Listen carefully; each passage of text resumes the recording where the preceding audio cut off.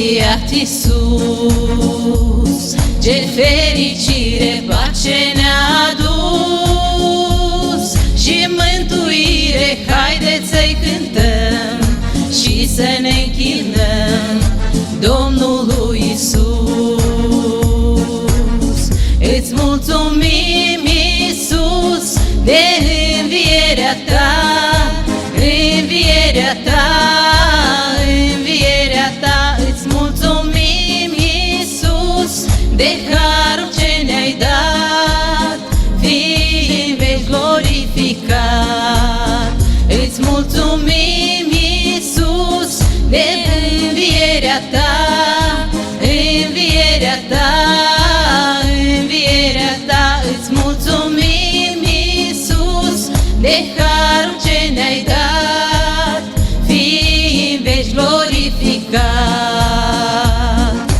A înviat din morți, ce biruință, viață să avem, prin pocăință, slavă să-i cântăm, glorie să-i dăm Domnului Iisus.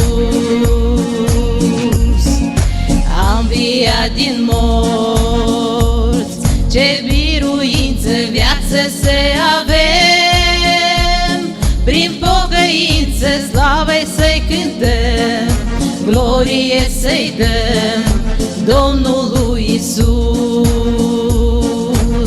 Îți mulțumim, Iisus, de învierea ta, învierea ta, învierea ta. Îți mulțumim, Iisus, de harul ce ne-ai dat, fii în veci glorificat.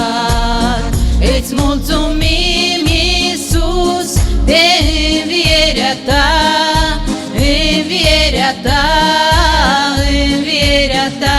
Îți mulțumim, Iisus, de harul ce ne-ai dat, fii în veci glorificat. Hristos vă scrie!